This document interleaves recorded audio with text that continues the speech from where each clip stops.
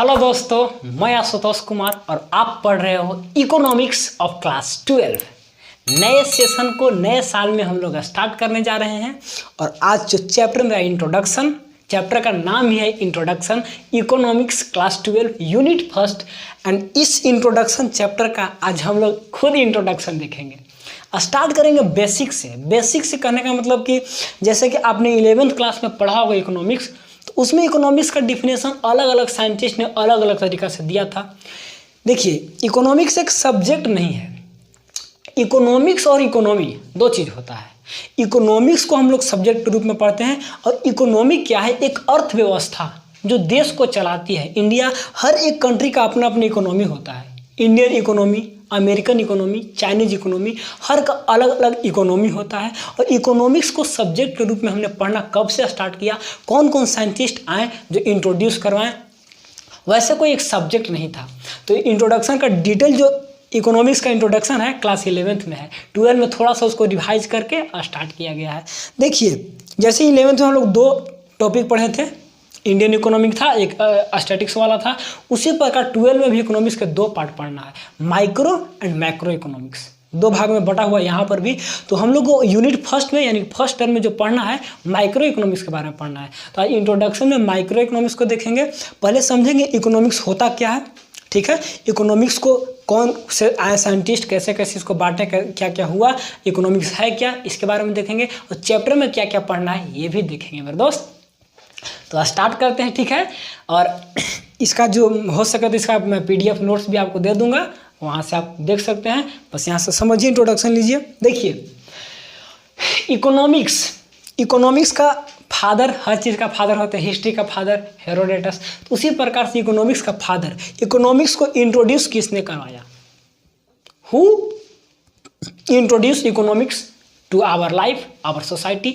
हमारे समाज में, हमारे लाइफ में कौन इकोनॉमिक्स को इंट्रोड्यूस करवाएं, कौन वे महान वैज्ञानिक थे? तो इनका नाम याद रखिएगा अगर इकोनॉमिक्स आप पढ़ते हैं तो।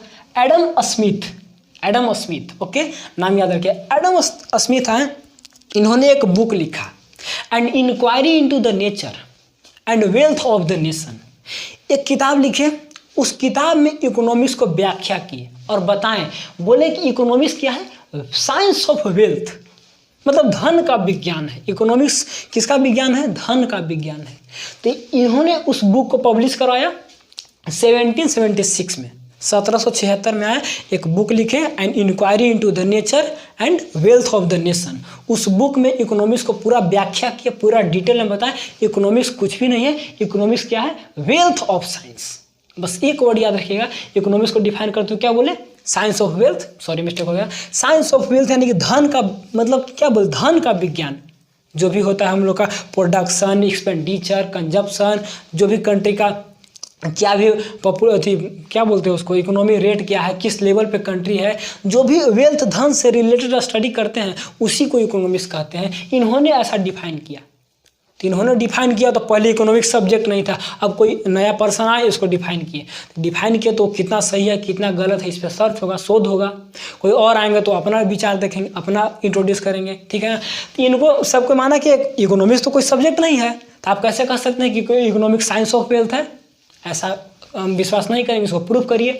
तो प्रूव करने से पहले कुछ और साइंटिस्ट हैं, तो उन्होंने अपना अपना थ्योरी दिया और अपना अपना थ्योरी देने के साथ इकोनॉमिक्स को बांटा। जैसे कि सेकंड नंबर पे आते हैं मार्शल, अल्फ्रेड मार्शल। इन्होंने अपना थ्योरी कब दिया? 1890 में, 1776 में आए थे ही। इसके बाद अल्फ्रेड मार्शल आए। अल्फ्रेड मार्शल क्या बोले? According to the Alfred Marshall science of welfare. इन्होंने बोला कि इकोनॉमिक्स क्या है? आप बोले कि धन का विज्ञान है, ये बोले कि नहीं, कल्याण का विज्ञान है, साइंस ऑफ वेलफेयर। इकोनॉमिक्स में हमने लोगों के कल्याण के बारे में सोचते हैं, लोगों के मतलब प्रोग्रेस के बारे में सोचते हैं कि इकोनॉमिक्स नहीं, केवल धन के बारे में नहीं, हम लोगों की क्या क्या बेसिक फैसिलिटी मिलना चाहिए, किस कंडीशन पे क्या स्टेटस है, ठीक, किस लेवल पे कंट्री ग्रो कर रहा है। तो यह सब कहते हुए इन्होंने बोला कि नहीं, वेलफेयर के कॉन्सेप्ट में हमारा इकोनॉमिक्स है। आप अगर इसको एक सब्जेक्ट में रखिएगा तो वेल्थ के रूप में नहीं रखना है, इसको क्या, वेलफेयर मैंने जन कल्याण के रूप में रखना है, जन कल्याण के रूप में देखना है इसको एक सब्जेक्ट कर। इस सब्जेक्ट को पढ़ने से मतलब एक ही एम होना चाहिए कि लोगों का क्या हो, जन कल्याण हो, लोगों का विकास हो, डेवलपमेंट हो। इन्होंने अपना कॉन्सेप्ट ऐसा दिया। ठीक है, इन्होंने अपना बुक लिखा या जो भी थ्योरी दिया तो कब दिया था, 1890 में दिया कि नहीं। आप बोल रहे हैं कि धन का विज्ञान है, हम बोल रहे कल्याण का विज्ञान है। तो थोड़ा सा वहाँ पे उन्होंने अपना इंट्रोडक्शन दिया, यानी कि थोड़ा सा कंट्राडिक्ट इनका जो डिफिनेशन था उसको कंट्राडिक्ट के विरोध किए। मतलब देखा जाए एक तरह से दोनों सेम है। अब धन का विज्ञान है, धन से तो विकास होगा, धन से तो लोगों का कल्याण होगा, सबका था वही माइंड, जो सोच वही था, लेकिन थोड़ा थोड़ा डिफरेंस था। तो उसको देखिए भी आगे आए, फिर आए क्या बोलते हैं, अकॉर्डिंग टू प्रोफेसर रॉबिन्स। फिर देखिए रॉबिन्स आए, उन्होंने कब, 1932 में। अब देखिए डेट यहाँ 17, 18, 19, जैसे जैसे डेवलपमेंट होते गया लोगों का, मतलब क्या बोलते हैं, रिसोर्सेज का, जैसे कि इकोनॉमिक्स को इस तरीक़ा से बांटा गया ना है कि लोगों का जिस प्रकार से रहन सहन है, जिस प्रकार से लोगों का व्यवहार है, जिस पर सोशल स्टेटस है, या जैसा रिक्वायरमेंट है उन लोगों का जीवन जीने के लिए, उसी आधार पे इकोनॉमिक्स को बांटा गया। जिसको जैसा लगा कि नहीं लोगों को ऐसा होना चाहिए, ऐसा होना चाहिए, मैं अपने अपने विचार पे इकोनॉमिक्स को बांटते चलेगा। क्योंकि इकोनॉमिक्स एक सब्जेक्ट नहीं था, मैथ साइंस में पहले से बांटा हुआ नहीं था, इसको बांटना था लोगों का कंडीशन पे। जैसे कि समय के अनुसार लोगों का कंडीशन बदलता है, रहन सहन बदलता है, लोगों का व्यवहार बदलता है, तो उसी प्रकार से इकोनॉमिक्स भी धीरे धीरे बदलता है, समय समय बदलता है। पहले बोले कि वेल्थ का है, फिर बोले कि कल्याण का है, और ये आए तो अपना कुछ और चेंज कर दिया। क्या बोले, स्कार्सिटी कॉन्सेप्ट दिए। स्कार्सिटी में होता है कमी, ये बोले कि नहीं, स्कार्सिटी कॉन्सेप्ट कहने का मतलब कि जो भी धन है हमारे पास उसमें से, और जो भी रिसोर्सेस है उसमें से चुनना है। जो भी मेरे पास रिसोर्सेस है उसका कमी है, अनलिमिटेड हम लोग का क्या है, वांट्स है, और रिसोर्सेस क्या है, लिमिटेड है। रिसोर्सेस लिमिटेड और वांट्स अनलिमिटेड। लोगों का जो चाहत होता है, लोगों का जो मतलब कि अनवांटेड लिमिटेड होता है ना, तो लोगों का चाहत बहुत सारा है। लोग सोचते हैं कि हमको ये भी चाहिए, वो भी चाहिए, और रिसोर्सेस बहुत कम है, तो उसमें से चुनना, उसी को इकोनॉमिक्स बोलते हैं। जो सही से चुन लिया, सही से अपना क्या बोलते हैं, डेवलपमेंट कर लिया, विकास को ले लिया वही रिसोर्सेस में से, तो उसी को इकोनॉमिक्स बोलते हैं। मतलब सब आ रहे हैं तो अपना अपना कॉन्सेप्ट दे रहे हैं, अलग अलग तरीक़े से बांट रहे हैं। बोले कि नहीं, रिसोर्सेस लिमिटेड है, वांट्स अनलिमिटेड है, तो उस लिमिटेड रिसोर्सेस में से कौन सा रिसोर्सेज को कैसे यूज करना है जिससे कि हम अपने वांट्स को सेटिस्फाई कर सकें, तो उसी को इकोनॉमिक्स बोलेंगे। वही एक सब्जेक्ट है जो हमको बताएगा कि कैसे स्कार्सिटी से अपने रिसोर्सेज को डेवलपमेंट करके और अपने वांट्स को फुलफिल करना है। तो स्कार्सिटी कॉन्सेप्ट दिए कि इकोनॉमिक्स क्या है, स्कार्सिटी कॉन्सेप्ट है मतलब कमी में से, रिसोर्सेज का कमी है उसमें से हम अपने जो वांट्स को फुलफिल कर पाते हैं, तो इसी का जो स्टडी करता है उसी को इकोनॉमिक्स बोलते हैं। ठीक है, लिमिटेड रिसोर्सेज में से वांट्स को फुलफिल कर रहे हैं, तो मेरा कल्याण हुआ ना, तो वेलफेयर कॉन्सेप्ट नहीं आया। तो उसमें से रिसोर्सेज में से पैसा लगेगा ना, तो वेल्थ कॉन्सेप्ट नहीं आया। तो मतलब सबका एक ही है, कहने का नज़रिया, बोलने ढलने का सब अलग अलग। तो वही आया, तो थोड़ा सा याद रखिएगा कि कब आए थे एडम स्मिथ, कब रॉबिन्स आए, कब अल्फ्रेड मार्शल आए। ठीक, तो धीरे धीरे समय बीतते गया, लोगों का जो व्यवहार बीतते गया, तो उसके बाद लास्ट में मॉडर्न कंसेप्ट आया, ग्रोथ कंसेप्ट। ग्रोथ कंसेप्ट की नहीं, रिसोर्सेज जो हमारे पास स्कार्सिटी है, तो हमको उससे नहीं, उसका स्टडी नहीं करेंगे, हमको ग्रोथ ऑफ रिसोर्सेज करना है, यानी कि नए नए रिसोर्सेज का डेवलपमेंट करना है। जो रिसोर्सेज है उसका तो ख़त्म कर रहे हैं हम लोग, तो ख़त्म कर रहे हैं, तो आने वाला जो जनरेशन होगा तो क्या करेगी, तो उसके लिए हम लोग को रिसोर्सेज जो है उसको डेवलपमेंट करना होगा, बढ़ाना होगा। तो नया जो मॉडर्न कंसेप्ट है, मॉडर्न कंसेप्ट को कहते हैं ग्रोथ कंसेप्ट। रिसोर्सेज को ग्रोथ करना होता है, इकोनॉमिक्स का स्टडी करना होता है कि रिसोर्सेज को ग्रोथ किया जाए, नया नया डेवलपमेंट किया जाए, तो उसी को इकोनॉमिक्स बोल देंगे। डेवलपमेंट होगा तो कंट्री का विकास होगा, जिससे कि welfare concept, wealth concept, scarcity concept, सारा कंसेप्ट खत्म हो जाएगा। और कंक्लूजन लास्ट में इकोनॉमिक्स का डिफिनेशन जो दिया गया, देखिए डिफिनेशन क्या होता है, याद रखिएगा। Economics is a concerned, economics concern with, किससे कंसर्न होता है, किससे लगाव होता है इकोनॉमिक्स का, स्टडी ऑफ इंडिविजुअल, कोई खास व्यक्ति का स्टडी करता है, इंडिविजुअल का, एंड सोशल चॉइस। देखिए social choice in the situation of scarcity. सारा डिफिनेशन को मिलाकर एक मॉडर्न डिफिनेशन दिया गया। इकोनॉमिक्स क्या है, किससे कंसर्नेड है, तो एक इंडिविजुअल से कंसर्नेड है, एक खास व्यक्ति से लगाव रखता है, एंड सोशल चॉइस, लोगों का क्या चॉइस है उससे, in the situation of scarcity. Scarcity में कमी, तो रिसोर्सेज का कमी है, उसमें से लोग कैसे चॉइस करते हैं, एक इंडिविजुअल कैसे चॉइस करता है, तो इसी का स्टडी करते हैं हम लोग इकोनॉमिक्स में। इकोनॉमिक्स एक स्टडी करने का विषय है, स्टडी करता है किसका, इंडिविजुअल का एंड सोशल चॉइस का, किस में से, स्कार्सिटी में से। डिफिनेशन को समझ गए होंगे कि इकोनॉमिक्स क्या है, एक सब्जेक्ट है जो स्टडी करता है, किसका स्टडी करता है, एक इंडिविजुअल का स्टडी करता है, सोशल चॉइस का स्टडी करता है, किस में से, स्कार्सिटी में से। तो मॉडर्न डिफिनेशन यही मिला कि ऐसा स्टडी करता है, लेकिन ये डिफिनेशन के साथ जो ग्रोथ कंसेप्ट है आज चल रहा है, तो मॉडर्न में ग्रोथ कंसेप्ट इकोनॉमिक्स का यही मेन मुद्दा, मेन जो हिस्ट्री हम लोगों ने देखा, इकोनॉमिक्स को समझा, सब्जेक्ट रूप में कैसे कैसे लोग आए, कैसे कैसे बांटे। अब चलते हैं जो हम लोग को क्लास 12 में मेन जो पढ़ना है, मेन जो हम लोग का सिलेबस, ये सब तो हिस्ट्री कहाँ से उठा लिए उसी को डील किया, लेकिन इंपॉर्टेंट है ये भी। देखिए 1933 में प्रोफेसर रैगनर फ्रिश आए। रैगनर फ्रिश आए, उन्होंने इकोनॉमिक्स को दो भागों में बांट दिया। फर्स्ट बार इन्होंने यूज किया था micro and macro economics. Professor Ragnar Frisch आए 1933 में और इकोनॉमिक्स को दो भागों में बांट दिए, जो क्लास 12 में हम लोग को पढ़ना है, micro economics and macro economics. ये जो बांटे पहली बार जब आया, ये ग्रीक वर्ड है मैक्रो, कोई पूछेगा तो बताइएगा। पहली बार जब आया तो एक यहाँ नीचे दिखाई दे रहा होगा थोड़ा सा, J.M. क्नीज बुक लिखे थे, हाँ चलिए सही है, J.M. क्नीज एक बुक लिखे थे, the general theory of employment, interest and money. J.M. क्नीज ने किताब लिखा, general theory of employment, interest and money. उस किताब में पहली बार इकोनॉमिक्स को दो बार भागों में बांटा गया, यानी कि पहली बार जब किताब पब्लिश हुआ तो उसी में लिखा टर्म मिला माइक्रो एंड मैक्रो। किताब था J.M. क्नीज का लिखा हुआ, लेकिन इकोनॉमिक्स को बांटने वाले कौन थे, बांटने वाले थे प्रोफेसर रैगनर फ्रिश। इकोनॉमिक्स को बांटे दो भागों में, micro economics and macro economics.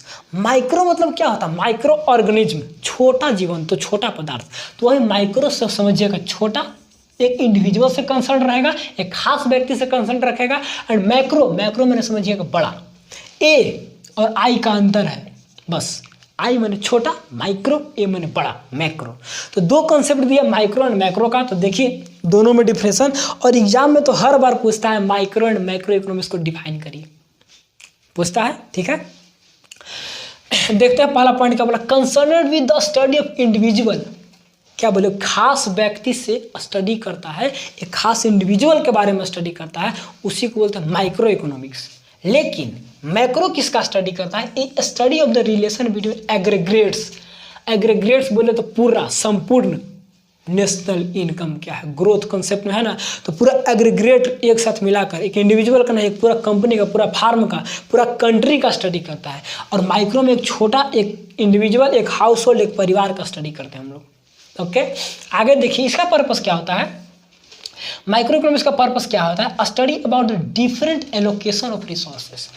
Micro का स्टडी करने का उद्देश्य होता है कि जो रिसोर्सेस है उसको अलग अलग तरीका से बांट दिया जाए, एलोकेशन किया जाए, रिसोर्सेज को हर एक पास बांटना चाहिए, इसका एम होता है। एंड मैक्रो का एम क्या होता है, it's purpose it is the study about the full employment of resources. Resources का फुल एम्प्लॉयमेंट हो, जो भी मेरे पास रिसोर्सेज कंट्री में जो भी रिसोर्सेज है उसका फुल एम्प्लॉयमेंट है, फुल मतलब यूज हो। इसमें क्या बोलता है माइक्रो में कि जो मेरे पास रिसोर्सेस है वो सभी के पास बट जाना चाहिए, हर एक इंडिविजुअल के पास होना चाहिए रिसोर्सेस। तो दोनों का कंसेप्ट एक ही है, लेकिन एक इंडिविजुअल से लेकर चलता है, तो इंडिविजुअल को लेकर चलेंगे, कलेक्ट करके चलेंगे तो कंट्री का बन जाएगा। एक इंडिविजुअल का इनकम, हर एक इंडिविजुअल का इनकम जोड़ेंगे तो एक कंट्री का इनकम बन जाएगा। तो बस वही समझिए, माइक्रो मैंने इंडिविजुअल छोटा और माइक्रो मैंने बड़ा से लेकर, ठीक। It is the very narrow scope and very wide scope. इसका स्कोप बहुत वाइड है कंट्री के लेवल पे, और इसका स्कोप माइक्रो का छोटा स्कोप है। एक मतलब एक मत समझिए कि एक दुकानदार जो होता है ना वो माइक्रो इकोनॉमी है, ठीक। एक बड़ी कंपनी क्या है, मैक्रो इकोनॉमिक्स है। समझ गए दोनों को। मेन इंस्ट्रूमेंट क्या होता है इसका, इंडिविजुअल डिमांड एंड सप्लाई। एक खास व्यक्ति का डिमांड एंड खास व्यक्ति का सप्लाई के बारे में स्टडी करता है तो micro economics. And macro economics किसका स्टडी करता है, aggregate demand and aggregate supply. पूरा संपूर्ण डिमांड कितना है कंट्री का एंड संपूर्ण सप्लाई कितना है, तो उसका स्टडी करता है मैक्रो। और एक खास व्यक्ति का इंडिविजुअल का डिमांड क्या है, उसका सप्लाई क्या है, तो उसको स्टडी करता है माइक्रो। एक इकोनॉमिक्स क्या है, एक सब्जेक्ट के रूप में इसको देखा गया तो यह स्टडी करता है, एक इंडिविजुअल का स्टडी करता है, सोशल चॉइस में से लोगों स्कार्सिटी में से चॉइस का स्टडी करता है, और फिर दोनों को बांट दिया गया दो टर्म में, माइक्रो एंड मैक्रो में। जो हम लोगों ने डिफरेंस दोनों में देख लिया। ठीक है, अब इकोनॉमी क्या है? इकोनॉमिक्स तो एक सब्जेक्ट था, उसको बांटा गया सब्जेक्ट, लेकिन इकोनॉमिक्स सब्जेक्ट नहीं है। इकोनॉमी हर एक कंट्री का अलग अलग होता है। तो हर एक सब्जेक्ट, जैसे मैथ सब्जेक्ट है तो मैथ अलग अलग हर के लिए नहीं ना, हर के लिए एक होगा। तो इकोनॉमिक सब्जेक्ट है तो हर के लिए इकोनॉमिक सब्जेक्ट है। ठीक है, और इकोनॉमिक सब्जेक्ट नहीं है तो ये सब्जेक्ट नहीं है, तो ये है क्या? इकोनॉमी देखिए क्या, economy is the sum total of all economy activity. जितना भी हम लोग इकोनॉमी एक्टिविटी करते हैं, economy activity production, consumption, distribution, तो जो भी काम करते हैं, प्रोडक्शन किया, उसको ट्रांसपोर्ट किया, फिर उसको कंज्यूम किया, ठीक, डिस्ट्रीब्यूट किया, बांटा रिसोर्सेज को, तो प्रोडक्शन कंजप्शन जो भी करते हैं हम लोग, और इकोनॉमी, जितना भी इकोनॉमी एक्टिविटी करते हैं तो उसी का सम को बोलते हैं क्या? इकोनॉमी। उसका ऐड कर दीजिए जो भी आप एक्टिविटी कर रहे हैं, या वैसे एक्टिविटी जिससे आप मनी को अर्न कर रहे हैं, वैसे एक्टिविटी जिससे क्या मनी को अर्न करते हैं हम लोग, तो उस सारे एक्टिविटी को ऐड कर देंगे तो उसी को बोलेंगे इकोनॉमी। तो कंट्री का इकोनॉमी क्या हो? कंट्री प्रोडक्शन करती है, सप्लाई करती है, डिस्ट्रीब्यूट करती है हर जगह, तो उससे क्या होगा? मनी अर्न करेंगे ना। हम लोग जो भी एक्टिविटी करते हैं, कोई टीचिंग कर रहा है, कोई इंजीनियरिंग लाइन में है, कोई कुछ कर रहा है, कोई बार्बर है, कोई क्या बोलते हैं ऑफिसर है, हर अलग अलग काम कर रहे हैं लोग, तो पैसा अर्न करना है। तो पैसा अर्न करना, पैसा को डिस्ट्रीब्यूट करना, ठीक है, तो उसी को बोलते हैं, जितना भी इकोनॉमी एक्टिविटी कर रहे हैं जिससे हम लोग मनी अर्न करने हैं, या all human activity combined together is called the economy of the country. तो सारी इकोनॉमी एक्टिविटी को जोड़ दीजिएगा तो इकोनॉमी कहलाता है। और इकोनॉमी कितने प्रकार के होते हैं, इसके कितने टाइप होते हैं, तो ये सबको डिटेल में स्टडी हम लोग अगले लेक्चर से, अगले वीडियो से स्टार्ट करेंगे मेरे दोस्तों। तो बस आज के लिए इतना ही, क्योंकि वीडियो को बड़ा नहीं बनाना, छोटा वीडियो हो, कंसेप्ट क्लियर होना चाहिए। और आगे से जो इकोनॉमिक्स का टाइप है, टाइप्स ऑफ इकोनॉमिक्स में देखेंगे कौन कौन, मेजर 5 टाइप, मेजर 3 है लेकिन 5 लेके चलते हैं। Socialist economy, capitalist economy, mixed economy, India is the example of mixed economy, and open economy and close economy. 5 major economics का टाइप है, इकोनॉमी का टाइप है, सॉरी इकोनॉमिक्स नहीं, इकोनॉमी। ठीक है, तो इकोनॉमी का 5 टाइप है, तो 5 को देखेंगे, डील करेंगे अगले वीडियो से, अगले लेक्चर से। तो आज के लिए इतना है मेरे दोस्तों, कुछ सीख पाएँ, कुछ समझ पाएँ तो वीडियो को लाइक कर दे, चैनल को सब्सक्राइब करें, और तब तक के लिए खुद से पढ़िए, आगे बढ़िए। जय हिंद मेरे दोस्तों।